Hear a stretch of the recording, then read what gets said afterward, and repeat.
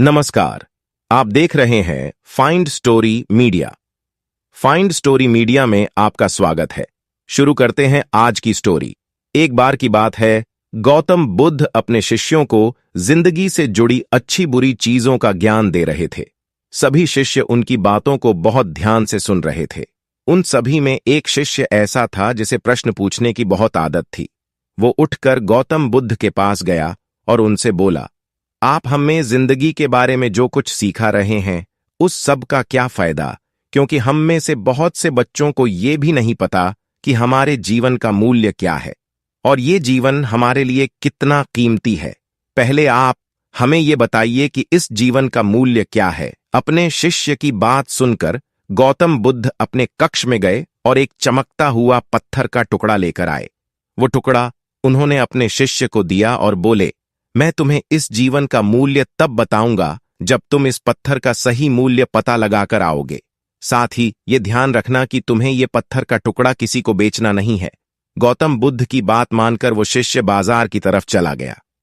बाजार में सबसे पहले उसकी नजर एक फल बेचने वाले पर पड़ी और उसने वो पत्थर उस फल वाले को दिखाया और बोला, इस पत्थर के बदले आप मुझे कितने फल दे सकते हो? फल वाला बोला, ये पत्थर कुछ खास तो नहीं है, लेकिन फिर भी इसके बदले में तुम्हें 10 केले दे सकता हूं। वो शिष्य उस पत्थर को लेकर आगे चला गया। फिर उसे एक सब्जी वाला मिला। शिष्य ने उस सब्जी वाले से उस पत्थर की कीमत पूछी। सब्जी वाले ने उस पत्थर को ध्यान से देखा और बोला, इस पत्थर की कीमत के बदले में तुम्हें ज्यादा से ज्यादा एक बोरी भरकर सब्जियां दे सकता हूं। इसके बाद वो शिष्य उस पत्थर को लेकर एक सोने के व्यापारी के पास गया। उस पत्थर की टुकड़े की चमक देखते ही उस सुनार ने उसकी कीमत सोने 100 सिक्के के बराबर लगाया। शिष्य ने वो टुकड़ा बेचने से मना किया तो फिर सुनार ने उसके बदले 200 सोने के सिक्के देने को भी राजी हो गया, लेकिन शिष्य ने वो पत्थर नहीं बेचा। इसके बाद वो शिष्य एक हीरों के व्यापारी के पास गया और उनके सामने उसने वो पत्थर के टुकड़े को रख दिया। उस पत्थर को देखते ही हीरों के व्यापारी ने एक साफ कपड़ा बिछाया, उस पत्थर को उसके ऊपर रखा, फिर उसकी परिक्रमा की और हाथ जोड़कर उस पत्थर को कपड़े में लपेटते हुए वो बोला, तुम जिसे मामूली पत्थर समझकर उसकी कीमत पूछ रहे हो, असल में ये एक बेशकीमती रूबी है। ऐसा रूबी हर किसी को नहीं मिलता। मैं अगर अपना सब कुछ बेच भी दूं तो भी इसकी कीमत नहीं चुका सकता। उस व्यापारी की बातें सुनकर वो शिष्य हैरान हो गया। वो दौड़ा दौड़ा सीधा बुद्ध के पास आया और उन्हें उसने जो कुछ भी बाजार में हुआ सब बताया। उसकी अचरज भरी बातें सुनकर गौतम बुद्ध बोले, तुम्हारे सवाल का जवाब इस रूबी की कीमत में ही छिपा है। हमारा जीवन भी एक रूबी है। रूबी की तरह ये भी बेशकीमती है, लेकिन हम इस बात को हमेशा नजरअंदाज करते हैं और अपने जीवन का मूल्य नहीं समझते। हम दूसरों को देखकर और उनके जैसा बात जीवन जीने की कोशिश में अपने जीवन की कीमत को कम कर देते हैं। हम ये सोचते हैं कि हमारी जिंदगी की कीमत वही है जो दूसरे हमें बताते हैं, लेकिन ये बात हमेशा ध्यान रखना कि सामने वाला अपनी हैसियत, बुद्धि और अपनी समझ के हिसाब से तुम्हारी कीमत लगाता है। महात्मा बुद्ध ने जिंदगी की कीमत बताई है। जिंदगी सिर्फ एक बार मिलती है, इसलिए इसको बर्बाद ना करें। अपनी जिंदगी को उतना ही कीमती समझें जितना कीमती आप धन दौलत को समझते हैं। आज के समय में लोग अपनी जिंदगी से ज्यादा कीमती प्यार, पैसों और दिखावे से भरी चीजों को समझते हैं। प्यार के चक्कर में लोग सुसाइड कर लेते हैं। पैसों के चक्कर में ऐसा काम करने लग जाते हैं जिससे उनकी जिंदगी बर्बाद हो जाती है। नाम कमाने के चक्कर में उल्टे सीधे काम करने लग जाते हैं। हमेशा याद रखें कि दिखावा करना जरूरी नहीं है। प्यार दोबारा मिल सकता है, पैसा फिर कमाया जा सकता है, लेकिन जिंदगी को फिर से पाया नहीं जा सकता। इसलिए अपनी इस बेशकीमती जिंदगी को अच्छे से जिएं। हर पल का आनंद लें। कभी ये ना सोचें कि आप इस दुनिया में किसी काम के नहीं हैं। कभी ये भी ना सोचें कि आपकी जिंदगी व्यर्थ है। आपके होने या न होने से कुछ फर्क नहीं पड़ता। जब भी ऐसे नेगेटिव विचार आपके मन में आए तो खुद को बस ये याद दिलाएं कि जीवन एक रूबी है और ये बेशकीमती है। एक बार बुद्ध अपने भिक्षु के साथ भिक्षाटन के लिए किसी गांव की तरफ जा रहे थे। तभी अचानक बुद्ध के पैरों में कांटा लग गया। कांटा इतना तीक्ष्ण था कि चुभते ही रक्त की धार निकलने लगी। बुद्ध के भिक्षु ने रक्त को रोकने के लिए एक कपड़ा फाड़कर बुद्ध के पैर पर बांध दिया। इस घटना को कुछ लोग देख रहे थे जो कि बुद्ध से ईर्ष्या करते थे। उन्होंने बुद्ध से कहा कि हमें तो तुम्हें परम ज्ञानी समझते थे, लेकिन दर्द को तुम भी सहन नहीं कर सकते हो। तुम पाखंडी हो और ये हमने सिद्ध कर दिया है। ये कांटे हमने ही बिछाए हैं। इस गांव में तुम्हारा स्वागत नहीं, तिरस्कार होगा। इस गांव में तुमको कोई भिक्षा नहीं मिलेगी। बुद्ध ने उन लोगों से अनुरोध किया कि कृपया करके मुझे इस गांव से भिक्षा लेने दो। बुद्ध के ईर्ष्यालुओं ने बुद्ध का उपहास बनाते हुए कहा कि अगर तुम्हें भिक्षाटन के लिए इस गांव में आना है तो तुम्हें अपने रक्त की बलिदान देना होगा। तुमको इस कांटों के रास्ते से गुजरना होगा। भगवान बुद्ध ने उनकी चुनौती को स्वीकार कर लिया और कांटों के रास्ते पर चलने के लिए अपने कदम बढ़ाने लगे। बुद्ध मुस्कुराते हुए कांटों पर चलने लगे। बुद्ध के साहस को देखकर गांव वाले चकित रह गए। कुछ लोगों की आंखें फटी की फटी रह गईं। गांव वाले सोचने लगे कि बुद्ध भिक्षा के लिए दूसरे गांव भी जा सकते थे, तो फिर कांटों पर चलकर क्या साबित करना चाहते हैं। गांव वाले बुद्ध के संदेश को इतनी जल्दी नहीं समझ पाए। यहां पर बात भिक्षा की नहीं बल्कि जीवन को बदलने की थी। गांव वालों की भिड़ंत आंच में एक नकुल नाम का युवक था, जो बुद्ध पर हो रहे अत्याचार को देखकर द्रवित हो गया, दौड़ ढाक कर गया और बुद्ध के पैरों के सामने से कांटे को हटाने लगा। बुद्ध के ईर्ष्यालु नकुल को रोकने लगे और गांव से दाना पानी न देने की धमकी देने लगे। नकुल ने किसी की न सुनी और कांटों को हटाते हुए बोला, हे भगवान, आप इन मुट्ठी भर लोगों के कहने पर अपने आप को कष्ट मत दीजिए। आप गांव में प्रवेश कीजिए। बहुत सारे लोग आपको भिक्षा देने के लिए आतुर हैं। बुद्ध ने नकुल को अपने पास बुलाया और आशीर्वाद देने लगे। नकुल पीछे हट गया। हे भगवान, आप मुझे छूकर अपने आप को अपवित्र और दूषित न करे। महात्मा बुद्ध ने कहा, तुम अपने आप को दूषित क्यों कहते हो? स्पर्श से कभी कोई भी दूषित नहीं होता है। मनुष्य तो लोभ, लालच, घृणा, ईर्ष्या से दूषित होता है। तुम्हारे अंदर तो प्रेम भरा है। तुम दूसरों का सुख चाहते हो। तुम तो पवित्र हो। बुद्ध के बोल सुनकर कुछ लोग बोले, तुम तो अपने आप को बड्ढे ज्ञानी कहते हो। तुमको जाति का कोई ज्ञान ही नहीं है। तुम पाखंडी हो।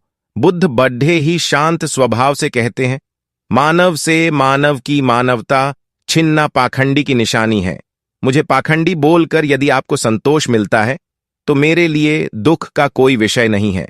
कुछ लोग बुद्ध पर बरस पढ़े, परंतु यह तो धर्मशास्त्र है, फिर यह पाखंड कैसे हुआ? बुद्ध कहते हैं, हमारी उत्पत्ति इस सृष्टि में हुई है। नदियों का पानी सभी को समान रूप से प्यास बुझाता है। खुले जंगलों की हवा भी भेदभाव नहीं करती है।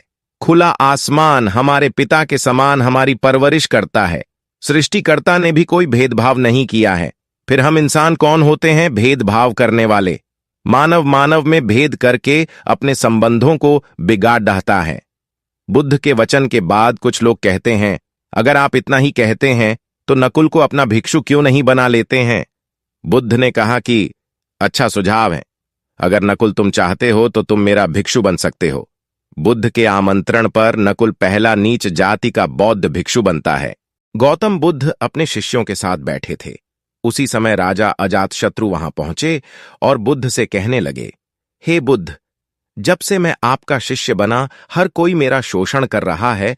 आपका शिष्य बनने से पहले सभी लोग मुझसे डरते थे, क्योंकि उस वक्त मैं बहुत कठोर था और मैं किसी को मौत की सजा देने से पहले एक बार भी नहीं सोचा करता था।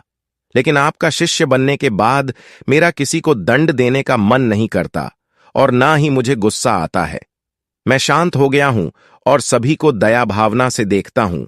लेकिन कुछ लोग मेरे इस बदलाव का अनुचित लाभ उठा रहे और इसने मेरे राज्य के लोगों को भी एक तरह के खतरे में डाल दिया है।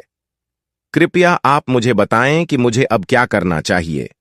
राजा अजातशत्रु की यह बात सुनकर गौतम बुद्ध उन्हें एक कहानी सुनाते हैं, जो कहानी कुछ इस प्रकार है। एक बार एक बड़े वृक्ष के नीचे एक जहरीला सांप रहता था। वृक्ष एक गांव के किनारे था। वहां अक्सर सुबह शाम लोग बैठक लगाते थे और खूब बातें करते थे। लेकिन जब से उस वृक्ष के पास उस सांप को देखा गया, तब से लोगों ने वहां जाना बंद कर दिया।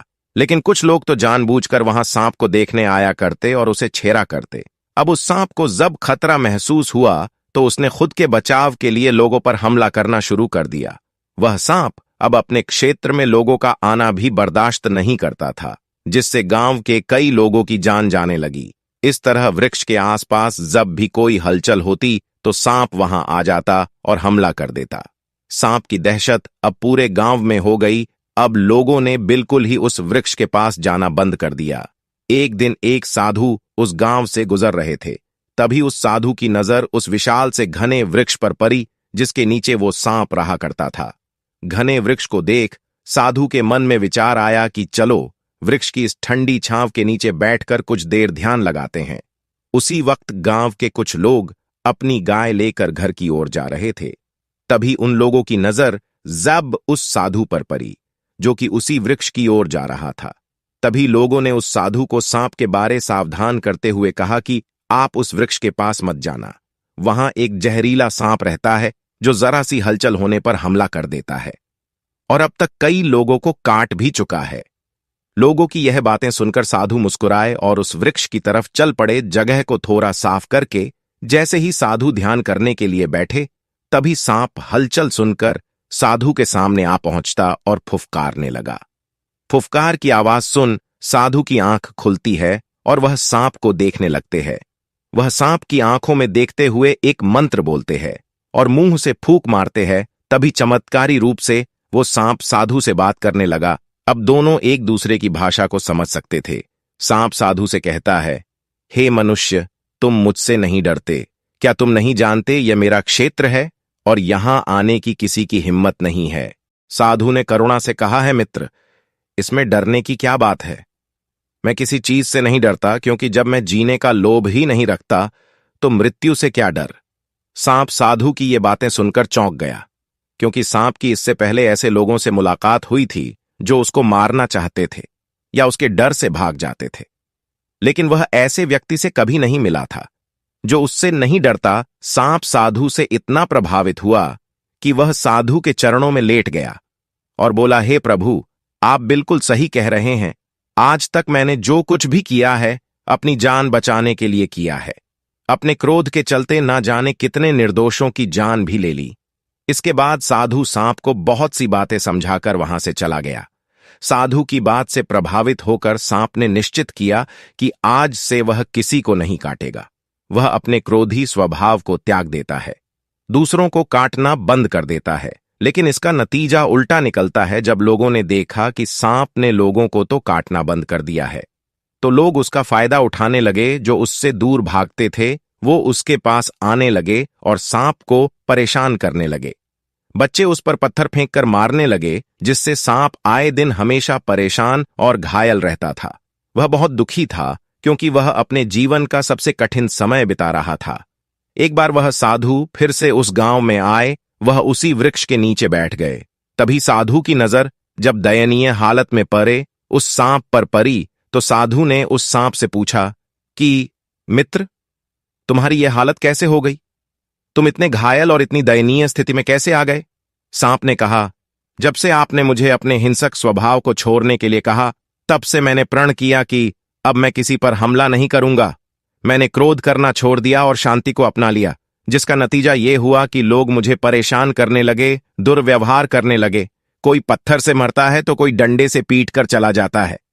सांप की बात सुनकर साधु ने कहा, मित्र, मैंने तुमसे कहा था कि बेवजह दूसरों को मत काटो, लेकिन मैंने तुम्हें अपनी आत्मरक्षा के लिए हमला करने से नहीं रोका था।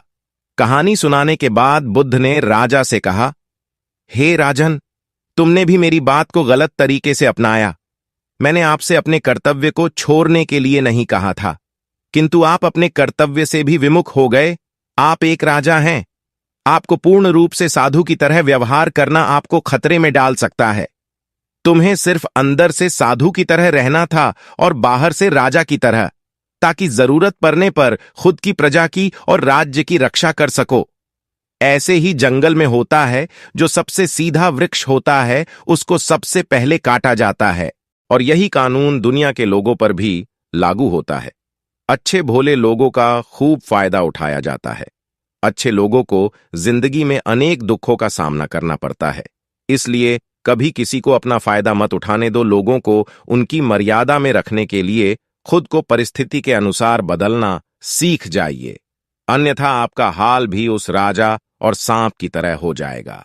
अंगुलीमाल एक खूंखार डाकू था जो मगध देश के जंगल में रहता था। जो भी राहगीर उस जंगल से गुजरता था वह उसे रास्ते में लूट लेता था और उसे मारकर उसकी एक अंगुली काटकर माला के रूप में अपने गले में पहन लेता था। इसी कारण उसे लोग अंगुलीमाल कहते थे। गौतम बुद्ध वैशाली नगर से प्रवास कर रहे थे। लोगों ने उन्हें रोका। बुद्ध को लोगों ने बताया कि वैशाली के बाहर जंगल में अंगुलीमाल नाम का एक पिशाच जैसा लुटेरा रहता है। वो लोगों को लूटता है, मार देता है, फिर उनके हाथों की अंगुलियां काटकर उसकी माला बनाकर पहन लेता है। ऐसे खतरनाक इंसान के सामने जाने से अच्छा है आज रात यहीं रुक जाएं। गौतम बुद्ध ने कहा कि मैंने एक बार प्रवास करने का मन बना लिया तो मैं पीछे नहीं हट सकता। मुझे जाना ही होगा। लोगों ने बहुत रोका, सुरक्षा के लिए साथ चलने को भी कहा, लेकिन बुद्ध अकेले जंगल में जाने को तैयार हो गए तो गांव वालों ने उन्हें बहुत रोका, क्योंकि वे जानते थे कि अंगुलीमाल के सामने से बच पाना मुश्किल ही नहीं, असंभव भी है। लेकिन बुद्ध अत्यंत शांत भाव से जंगल में चले जा रहे थे। तभी पीछे से एक कर्कश आवाज कानों में पड्डी, ठहर जा, कहां जा रहा है बुद्ध? ऐसे चलते रहे मानो कुछ सुना ही नहीं। पीछे से और जोर से आवाज आई, मैं कहता हूं ठहर जा। रुक गए बुद्ध और पीछे पलटकर देखा तो सामने एक खूंखार काला व्यक्ति खड्डी था। लंबा चौड़ा शरीर, बरहे हुए बाल, एकदम काला रंग, लंबे लंबे नाखून, लाल लाल आंखें, हाथ में तलवार ली वह बुद्ध को घूर रहा था। उसके गले में उंगलियों की माला लटक रही थी। वह बहुत ही डरावना लग रहा था। बुद्ध ने शांत व मधुर स्वर में कहा, मैं तो ठहर गया, तुम कब ठहरेगा? अंगुलीमाल ने बुद्ध के चेहरे की ओर देखा। उनके चेहरे पर बिल्कुल भय नहीं था, जबकि जिन लोगों को वह रोकता था वे भय से थरथर कांपने लगते थे। अंगुलीमाल बोला, हे सन्यासी, क्या तुम्हें डर नहीं लग रहा है? देखो, मैंने कितने लोगों को मारकर उनकी उंगलियों की माला पहन रखी है। बुद्ध बोले, तुझसे क्या डरना है? उसे डरो जो सचमुच ताकतवर है। अंगुलीमाल जोर से हंसा, है साधु, तुम समझते हो कि मैं ताकतवर नहीं हूं। मैं तो एक बार में 10-10 लोगों के सिर काट सकता हूं। बुद्ध बोले, यदि तुम सचमुच ताकतवर हो तो जाओ, उस पेड़ के 10 पत्ते तोड़ लाओ। अंगुलीमाल ने तुरंत 10 पत्ते तोड़े और बोला, इसमें क्या है, कहो तो मैं पेड़ ही उखाड़ लाऊं। महात्मा बुद्ध ने कहा, नहीं, पेड़ उखाड़ने की जरूरत नहीं है। यदि तुम वास्तव में ताकतवर हो तो जाओ, इन पत्तियों को पेड़ में जोड़ दो। अंगुलीमाल क्रोधित हो गया और बोला, भला कहीं टूटे हुए पत्ते भी जुड़ सकते हैं? महात्मा बुद्ध ने कहा, तुम जिस चीज को जोड़ नहीं सकते उसे तोड़ने का अधिकार तुम्हें किसने दिया? एक आदमी का सिर जोड़ नहीं सकते तो काटने में क्या बहादुरी है? अंगुलीमाल अवाक रह गया। वह महात्मा बुद्ध की बातों को सुनता रहा। एक अनजानी शक्ति ने उसके हृदय को बदल दिया। उसे लगा कि सचमुच उससे भी ताकतवर कोई है। उसे आत्मग्लानि होने लगी। वह महात्मा बुद्ध के चरणों में गिर पड़ा और बोला, हे महात्मन, मुझे क्षमा कर दीजिए, मैं भटक गया था। आप मुझे शरण में ले लीजिए। भगवान बुद्ध ने उसे अपनी शरण में ले लिया और अपना शिष्य बना लिया। महात्मा बुद्ध ने इस बुरे अंगुलीमाल डाकू को सही रास्ते पर ला दिया। अभी आप देख रहे थे महात्मा बुद्ध की प्रेरणादायक स्टोरी। चैनल को सब्सक्राइब, शेयर, लाइक और कमेंट करिएगा। Thank you for watching find story media.